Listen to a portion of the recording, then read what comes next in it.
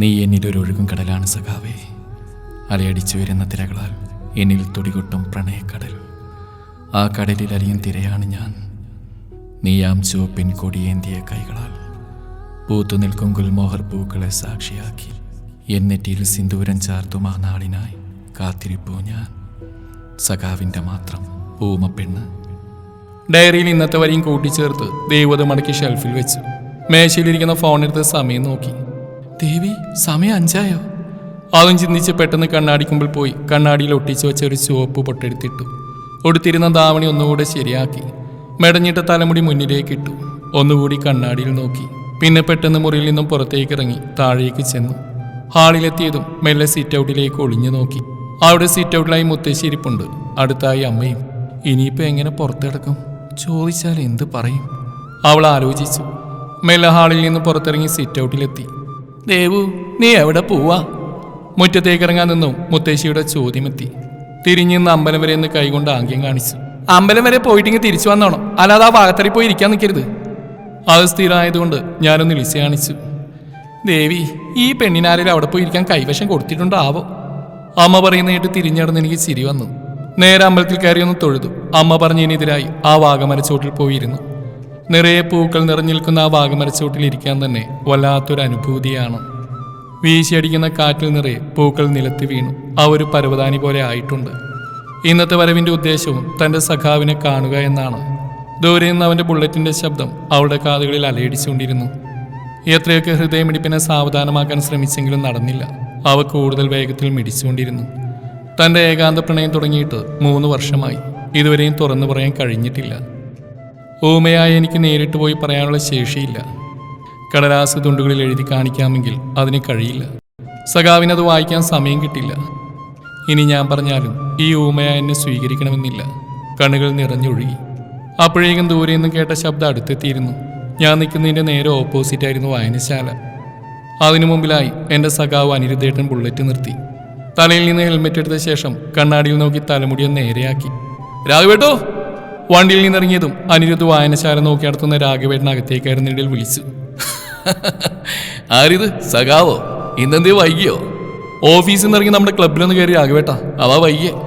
ചായ പറയട്ടെ സഖാവേ? അയ്യോ വേണ്ട രാഘവേട്ടാ, എലക്ഷൻ വരാറായില്ലേ? ആ, അതിൻ്റെ കുറച്ച് തിരക്കുണ്ട്. അനിരുദ്ധും ദേവും ഇരുന്നിടത്ത് നിന്നീറ്റ് വായനശാലയിലേക്ക് നടന്നു. എന്നും ഈ സമയമാവാൻ കാത്തിരിക്കാറുണ്ട്. വേറൊന്നിനുമല്ല, തൻ്റെ സഖാവിനെ കാണാൻ തന്നെ. സാധാരണ ക്ലാസ് വിട്ട് വരുമ്പോഴാണ് വായനശാലയിൽ കയറാറുള്ളത്. ഇന്നിപ്പോൾ ക്ലാസ് ഉണ്ടായിരുന്നില്ല. അതാണ് വീട്ടിൽ നിന്ന് അമ്പലത്തിൽ പോവേണ്ട പേരും പറഞ്ഞ് എസ്കേപ്പ് ആവേണ്ടി വന്നത്. ഓരോന്നോർത്ത് വായനശാലയിൽ കയറി. സഖാവ് കാര്യമായിട്ട് ഏതോ പുസ്തകത്തിൻ്റെ തിരച്ചിലാണ്. ഞാൻ അനുവേട്ടനെ കാണാൻ പറ്റുന്ന രീതിയിൽ ഒരു ഷെൽഫിൻ്റെ അടുത്ത് പോയി പുസ്തകം തരുന്ന പോലെ കാണിച്ചുകൊണ്ടിരുന്നു. ഇങ്ങനെ എന്തൊരു സുന്ദരനാ, കണ്ണെടുക്കാനേ തോന്നുന്നില്ല. അവനെ തന്നെ നോക്കിക്കൊണ്ട് അവൾ മനസ്സിൽ പറഞ്ഞു. അത് ഈ ചേച്ചി ഒന്ന് മാറൂ, എനിക്കൊരു പുസ്തകം എടുക്കാനായിരുന്നു. പിന്നിൽ നിന്ന് ആരോ പറയുന്നേട്ട് ഞാൻ തിരിഞ്ഞു നോക്കി. നോക്കിയപ്പോൾ ഒരു പെൺകുട്ടി. ഞാൻ ചിരിച്ചുകൊണ്ട് അവൾക്ക് മാറിക്കൊടുത്തു. കുറച്ച് മാറി നിന്ന് നേരത്തെ അനുവേട്ടെന്ന സ്ഥലത്തേക്ക് നോക്കി. പക്ഷെ അവിടെ ആളെ കാണാനുണ്ടായിരുന്നില്ല. പുറത്ത് ബുള്ളറ്റിൻ്റെ ശബ്ദം കേട്ട് ഞാൻ പുറത്തേക്ക് ധൃതിയിൽ പോയി. ഞാൻ അവിടെ എത്തിയപ്പോഴേക്കും ബുള്ളറ്റ് എടുത്ത് പോയിരുന്നു. നിരാശയോടെ അവിടെ നിന്ന് ഇറങ്ങി വീട്ടിലേക്ക് നടന്നു. നേരം ഇരുട്ടി തുടങ്ങിയിരുന്നു. ഇനിയിപ്പോൾ വീട്ടിൽ ചെന്നാൽ വഴക്ക് ഉറപ്പായിരിക്കും. വേഗം പാടത്തൂടെ ഓടി വീടിൻ്റെ പിന്നാമ്പുറത്ത് കൂടി അകത്ത് കയറി. ദേ അടുക്കളയിൽ അമ്മ ദഹിപ്പിക്കുന്ന രീതിയിൽ നോക്കി നിൽക്കുന്നു. നിന്നോട് ഞാൻ പറഞ്ഞല്ലേ ദേവു, അവിടെ എവിടെയും കറങ്ങി നടക്കരുതെന്ന്. ഞാൻ ദയനീയമായി അമ്മയെ നോക്കി. ഇനി എന്നെ നോക്കിയേക്കാ പോയി വിളക്ക് വെക്ക് ദേവു, അച്ഛൻ വരാറായി. അമ്മ പറഞ്ഞതിന് തലയാട്ടി മറുപടി കൊടുത്ത് വിളക്ക് വെക്കാനായി പോയി.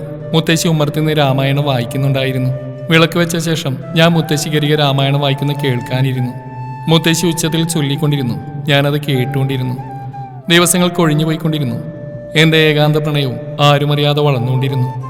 അമ്പലത്തിൽ വെച്ചും വായനശാലയിൽ വെച്ചും കോളേജിൽ നിന്ന് വരുമ്പോഴുമെല്ലാം ഞാൻ സഖാവിനെ കണ്ടു. എങ്കിലും എൻ്റെ പ്രണയം തുറന്നു പറയാൻ എനിക്ക് കഴിഞ്ഞില്ല. ഒരു ദിവസം ഞാനും എൻ്റെ കൂട്ടുകാരി ലച്ചുവും ആ വാഗമരച്ചൂട്ടിൽ ഇരിക്കുകയായിരുന്നു. ദേവു, ലച്ചു വിളിക്കുന്ന കേട്ട് ഞാൻ അവളെ എന്തെന്നുള്ള രീതിയിൽ നോക്കി. അത് ദേവു, ഞാൻ കാര്യം ചോദിച്ചോട്ടെ? ഞാൻ സമ്മതമെന്നോണം തലയാട്ടി. നിനക്ക് സഖാവിനോട് പ്രണയമാണല്ലേ? അവളുടെ ചോദ്യം കേട്ട് ഞാൻ ഞെട്ടലോടെ അവളെ നോക്കി. ഇതുവരെ എൻ്റെ മനസ്സിൽ മാത്രം ഒതുങ്ങിയിരുന്ന പ്രണയം ഇവളെങ്ങനെ അറിഞ്ഞു? നീ എന്നെ നോക്കേണ്ട, ഒന്നില്ലെങ്കിൽ ഒരുപാട് കാലമില്ല നിന്റെ കൂടെ. അപ്പം നിന്റെ മനസ്സ് വായിക്കാൻ എനിക്ക് അത്ര ബുദ്ധിമുട്ടില്ല ദേവു. അവൾ പറഞ്ഞു നിർത്തിയതും ദയനീയമായൊരു ചിരി മാത്രം ഞാൻ തിരികെ നൽകി. എൻ്റെ മനസ്സറിഞ്ഞെന്നോണം അവൾ എന്നെ ചേർത്ത് പിടിച്ചു. സങ്കടപ്പെടേണ്ട ദേവു, നിനക്കുള്ളതാണ് നിന്റെ സഖാവെങ്കിൽ നിന്നിൽ തന്നെ വന്നു ചേരും. നീ കാത്തിരിക്കേ. അപ്പോഴൊരു ജീവനില്ലാത്ത ചിരി മാത്രമായിരുന്നു എൻ്റെ പക്കൽ ഉണ്ടായിരുന്നത്. തിരിച്ചു കിട്ടുമോ എന്നറിയാതെ അനശ്വരമായ എൻ്റെ പ്രണയം എന്നിൽ തീവ്രതയോട് അലയടിച്ചുകൊണ്ടിരുന്നു. നീ എന്നിൽ അണയുമോ സഖാവേ? ഒരു പ്രണയസാഗരം കൂടി തീർത്തിടാൻ. നിൻ നെഞ്ചിലായി തലചായ്ച്ച് എനിക്ക് പരിഭവങ്ങൾ തീർത്തിടണം. ഹൃദയത്തോപ്പിൽ നിനക്കായി ഞാൻ തീർത്ത പ്രണയ സൗധത്തിൻ ജാല ഞാൻ തുറന്നിരിപ്പൂ. എന്നിലെ പ്രണയം നിന്നെ അറിയിക്കാൻ എൻ മനവും വെമ്പൽ കൊള്ളുന്നു സഖാവേ. കഴിയില്ല ഇന്നെനിക്ക് നിൻ മുന്നിലായി വന്ന പ്രണയം പറഞ്ഞിട്ട്. അത്രമേൽ ഞാൻ ഇന്ന് ഭീരുവാണ്. നിന്നോടുള്ള അടങ്ങാത്ത പ്രണയത്തിൽ ഞാൻ ഇന്നൊരു ഭ്രാന്തിയായി മാറിയോ സഖാവേ?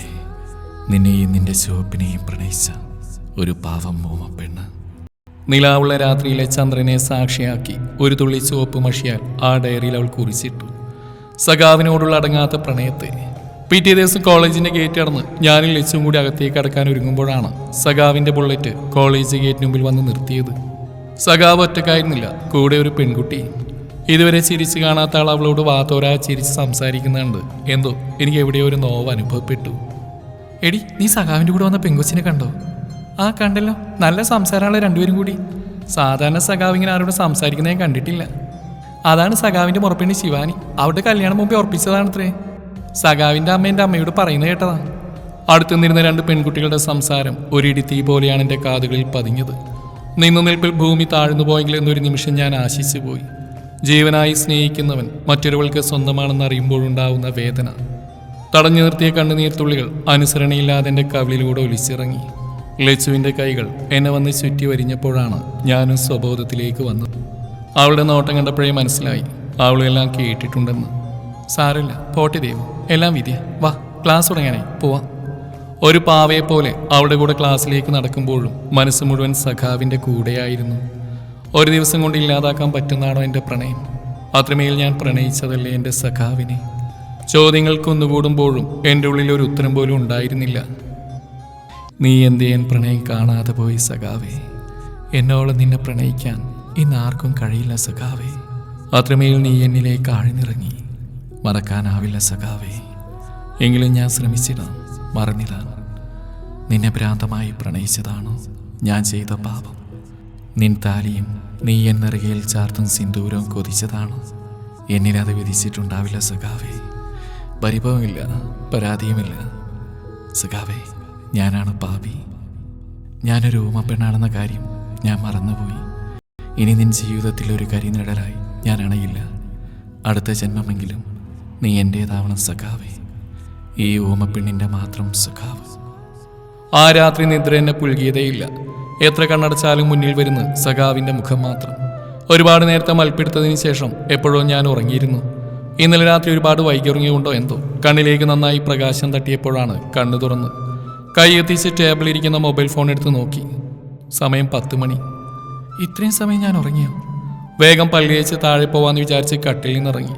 വാഷ്റൂമിൽ നിന്ന് തിരിച്ചിറങ്ങി പുറത്തേക്ക് പോകാൻ നിൽക്കുമ്പോഴാണ് അത് ശ്രദ്ധയിൽപ്പെട്ടത്. ഞാൻ ഇന്നലെ ഷെൽഫിലെടുത്ത ഡയറി അതാ ടേബിളിലിരിക്കുന്നു. ഇതെങ്ങനെ ഇവിടെ എത്തി? ഇന്നലെ ഞാൻ അവിടെ എടുത്തു വച്ചില്ലേ? അത് കയ്യിലെടുത്തു. ഷെൽഫിലേക്ക് തിരികെ വെക്കാനായി പോകുമ്പോൾ അതിൽ നിന്നൊരു പേന താഴെ വീണു. താഴെ വീണ പേന കുനിഞ്ഞ് കയ്യിലെടുത്ത് അതിൽ വെക്കാനായി തുനിഞ്ഞപ്പോഴാണ് ഇന്നലെ ഞാൻ എഴുതിയതിൻ്റെ താഴെയായി വേറൊരു കൈപ്പട കാണുന്നത്. ധൃതിയിൽ അത് ഞാൻ വായിക്കാൻ തുടങ്ങി. നിന്റെ ഓരോ നോട്ടവും എന്നെ കൊല്ലാതെ കൊന്നിട്ടുണ്ട്. ജീവനെ നിന്നിലായി ചേർന്ന് ചുംബനങ്ങൾ നൽകിടാൻ ആ നിമിഷങ്ങളിലൊക്കെയും ഞാൻ വല്ലാതെ കൊതിച്ചു സഖി. നിനക്കായി മാത്രം തുടിക്കുന്ന ഒരു ഹൃദയം എനിക്കുമുണ്ട് സഖി. അത് നീ അണയുന്ന നാൾ കൂടുതൽ തുടികൊട്ടിടും. നിന്നാഗ്രഹം പോൽ ഞാൻ ചുവപ്പിൻ കൊടിയേന്തിയ കൈകളാൽ പൂത്തു നിൽക്കും. ഗുൽമോഹർ പൂക്കളെ സാക്ഷി നിർത്തി നിന്നിൽ ഞാൻ താലിയും സിന്ദൂരവും ചാർത്തും. നീയാണ് എൻ്റെ താലിയുടെയും സിന്ദൂരത്തിൻ്റെയും അവകാശി. നിന്നോളം എന്നെ പ്രണയിക്കാൻ ഒരു പെണ്ണിനുമാവില്ല സഖി. ഹൃദയജാലകം തുറന്നൻ ഹൃദയ പൂന്തോപ്പിലേക്ക് നിന്നെ ഞാൻ കൊണ്ടുപോകും സഖി എന്ന് ഊമപ്പെണ്ണിൻ്റെ സഖാവ്. വായിച്ചു കഴിഞ്ഞ ദേവുവിൻ്റെ കണ്ണുകൾ നിറഞ്ഞൊഴുകി. മനസ്സിനുള്ളിൽ ഒരുപാട് ചോദ്യങ്ങൾ പൊങ്ങിക്കൊണ്ടിരുന്നു. ഇത് സഖാവ് എഴുതിയതാവുമോ? എങ്കിൽ എങ്ങനെ? എപ്പോ? സഖാവ് ഇവിടെ വന്നു. സംശയങ്ങളൊക്കെ തീർന്നു. ശബ്ദം കേട്ട് ദേവൻ ഞെട്ടിലോടെ തിരിഞ്ഞു നോക്കി. മുന്നിൽ തന്നെ നോക്കി ചിരിച്ചുകൊണ്ട് നിൽക്കുന്ന സഖാവിനെ കണ്ട് സ്വപ്നമാണോ അതോ സത്യമാണോ എന്നവൾക്ക് സംശയം തോന്നി. സ്വപ്നമൊന്നുമില്ല, യാഥാർത്ഥ്യം തന്നെയാ. അവളുടെ മനസ്സ് വായിച്ചെന്ന പോലെ അവൻ അവളോട് പറഞ്ഞു. അവൾ യാതൊരുവിധ പ്രതികരണവുമില്ലാതെ കണ്ണു നിറച്ച് നിന്നു. എൻ്റെ പെണ്ണെ, നീ ഇനിയും കരയാണോ? അവളുടെ അടുത്തേക്ക് വന്നു നിന്ന് അവളുടെ കണ്ണ് തുടച്ചുകൊണ്ട് അവൻ അവളോട് ചോദിച്ചു. ഇനിയും ഇങ്ങനെ കരയില്ലേ പെണ്ണെ, നീ എൻ്റേതല്ലേ? അവൻ അവളെ ചേർത്ത് പിടിച്ചു. ദേവുവിന് ലോകം കീഴടക്കിയ പ്രതീതിയായിരുന്നു. അവൾ അവനോട് ഒന്നുകൂടി ചേർന്ന് നിന്നു. ദീർഘനേരത്തിന് ശേഷം അവനിൽ നിന്ന് അകന്നു മാറി അവനെ കണ്ണുകൂർപ്പിച്ച് നോക്കി. അവൻ അവളെ എന്തെന്നുള്ള രീതിയിൽ പുരികം പൊക്കി കാണിച്ചു. ദേവ് ടേബിളിരുന്ന പേപ്പർ ഒരു പേനയും എടുത്തു. എന്നിട്ട് എന്തോ എഴുതി സഖാവിന് നൽകി. അവനത് വായിച്ചു കഴിഞ്ഞു. പിന്നെ ഒരു പൊട്ടിച്ചിരിയായിരുന്നു. അവൻ ചിരിക്കുന്ന കണ്ട് അവൾക്ക് ദേഷ്യം വന്നു. അവൾ കണ്ണുകൂർപ്പിച്ച് അവനെ ഒന്ന് നോക്കി. അതുകൊണ്ട് അവന് ചിരി വന്നു. അവൻ അവളെ പുറകിലൂടെ കെട്ടിപ്പിടിച്ചു. അവൾ പിടഞ്ഞു മാറാൻ ശ്രമിച്ചുകൊണ്ടിരുന്നു. എന്നാൽ അതിനേക്കാൾ ശക്തിയിൽ അവൻ അവളെ മുറുക്കി പിടിച്ചു. എൻ്റെ പെണ്ണെ, നീ ഇങ്ങനെ കിടന്ന് തുള്ളല്ലേ, ഞാൻ പറയട്ടെ. അവൻ പറയുന്ന കേൾക്കാനായി ഒതുങ്ങി നിന്നു. ശിവാനി എൻ്റെ മുറപ്പിന് തന്നെയാണ്. വീട്ടുകാർ ചെറുപ്പത്തിൽ പറഞ്ഞിട്ടതായിരുന്നു ഞങ്ങളുടെ കല്യാണം. എനിക്കും അവൾക്ക് ഈ കല്യാണത്തിന് താല്പര്യമില്ലായിരുന്നു. ഞങ്ങളത് വീട്ടുകാരോട് പറയുകയും ചെയ്തു. അവർ നിങ്ങൾക്ക് താല്പര്യമില്ലെങ്കിൽ വേണ്ടെന്നും പറഞ്ഞു. ഇതാ സംഭവം. അതിന് നീ ഇങ്ങനെ കിടന്ന് തുള്ളല്ലേ പെണ്ണേ. അവളുടെ കഴുത്തിലായി ചുംബിച്ചുകൊണ്ട് അവൻ പറഞ്ഞു. അവൾ തൻ്റെ ആദ്യ ചുംബനം എന്നോണം അവനിൽ നിന്ന് യാതൊരു എതിർപ്പുമില്ലാതെ ഏറ്റുവാങ്ങി. അവൻ അവളുടെ കൈ പിടിച്ച് മുന്നോട്ട് നടന്നു. എവിടേക്കെന്ന് അവൾ ചോദിച്ചില്ല. അവന് പിന്നാലെ യാന്ത്രികമായി ചെന്നു. താഴെ എത്തിയപ്പോൾ കണ്ടു എൻ്റെ അച്ഛനും അമ്മയും മുത്തശ്ശിയും പിന്നെ സഖാവിൻ്റെ അച്ഛനും അമ്മയും അല്ല. അവിടെ ഇരിക്കുന്ന എല്ലാവരും എന്നെ നോക്കി ചിരിക്കുന്നു. താഴെ എത്തിയപ്പോൾ കണ്ടു എൻ്റെ അച്ഛനും അമ്മയും മുത്തശ്ശിയും പിന്നെ സഖാവിൻ്റെ അച്ഛനും അമ്മയും അല്ല. ദൈവൻ്റെ അച്ഛാ, ഞാനിവളെ ഇപ്പോൾ കൊണ്ടുവരാവേ, ഒരു സ്ഥലവനെ കൊണ്ടുപോവാ. അതിനെന്താ മോനെ, ഇനി അവള് നിനക്കുള്ളത് തന്നെയല്ലേ, ഇനി കൊണ്ടുവരണമെന്നൊന്നുമില്ല. ദേവുവിൻ്റെ അച്ഛൻ പറയുന്ന കേട്ട് അവിടെ ഉണ്ടായിരുന്ന എല്ലാവരും പൊട്ടിച്ചിരിച്ചു. അനിരുദ്ധ സമ്മതം കിട്ടിയ പാടെ അവളുടെ കൈയും പിടിച്ച് ആ വാഗമരച്ചുകൂടി ലക്ഷ്യമാക്കി നടന്നു. പൂത്തു നിൽക്കുന്ന ഗുൽമോഹർ പൂക്കൾക്ക് ഇന്ന് പതിവിലേറെ തിളക്കമുള്ളതായി രണ്ടുപേർക്കും തോന്നി. രണ്ടുപേരും കൈകൾ കോർത്ത് ആ വാഗമരച്ചുവട്ടിലിരുന്നു. അവരുടെ പ്രണയത്തിന് സാക്ഷി എന്നോണം മഴത്തുള്ളികൾ ഭൂമിയിൽ വീണുകൊണ്ടിരുന്നു. അവൾ അവൻ്റെ നെഞ്ചിൽ അവനോട് ചേർന്ന് ആ ഹൃദയതാളം ആവോളം കേട്ടിരുന്നു. ചെറുതായി പെയ്തിരുന്ന ചാറ്റൽ മഴ കൂടുതൽ ശക്തിയോടെ പെയ്തു തുടങ്ങി. പൂത്തു നിൽക്കുന്ന ഗുൽമോഹർ പൂക്കൾ നനഞ്ഞു.